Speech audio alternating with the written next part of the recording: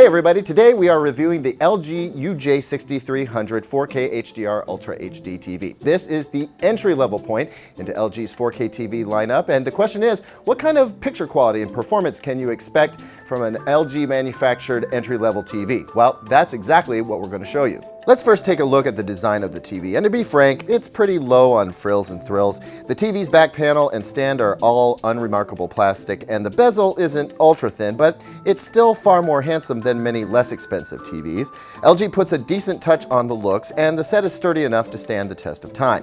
On the back, we find our connection bay where you get 3 HDMI inputs, 2 on a recessed side bay, and 1 rear-facing jack, which accompanies the rest of the inputs. The stand follows a trend we're seeing this year where legs are used instead of a pedestal, and on this 65-inch model, those legs require 53.5 inches of width on your entertainment stand or cabinet. Looking at the TV straight on, it has enough anti-reflective coating for a semi-gloss look, and it does an average job of rejecting ambient light, though in the brightest of settings, this TV will wash out just a touch. It's nothing to be too concerned about, but if sun comes through your windows and shines right on the TV, the UJ6300 isn't quite bright enough to battle against it and overcome all that reflective light.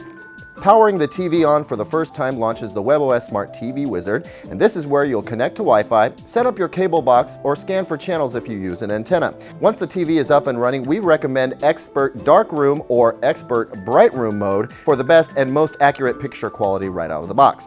The other thing you need to be certain to do is turn off or at least minimize the Eco mode, as this restricts the TV's brightness significantly. And as for True Motion, make sure it is turned off. One thing this TV doesn't do well is what's called motion interpolation, so the feature that's meant to smooth out motion tends to make it worse. Just leave it off. Since you don't get a magic motion remote, you might be wondering what it's like to use webOS, and as far as the remote is concerned, it's not difficult. You just go up, down, left, right, and enter like most TV menus require you to do. However, the chip that runs webOS in this TV seems slightly slower than the models above it, so it feels a little sluggish to us, but it's worth noting we've been playing around with really fast TVs lately.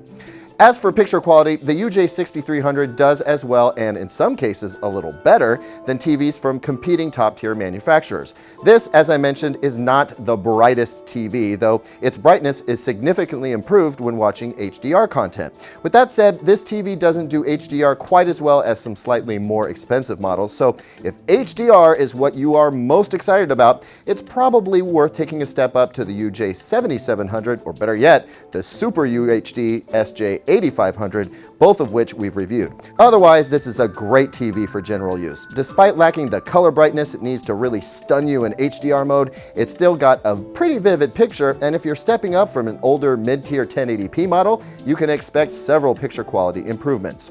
Also, gamers, take note, this TV has extremely low input lag, about 11 milliseconds in game mode, which is great for first-person shooters. Overall, the LG UJ6300 is pretty great for an entry-level 4K TV. You can get a whole lot of screen size for the money, and if you're stepping up from a mid-tier 1080p TV from a few years ago, you're definitely going to notice some improvements, especially in the smart TV arena.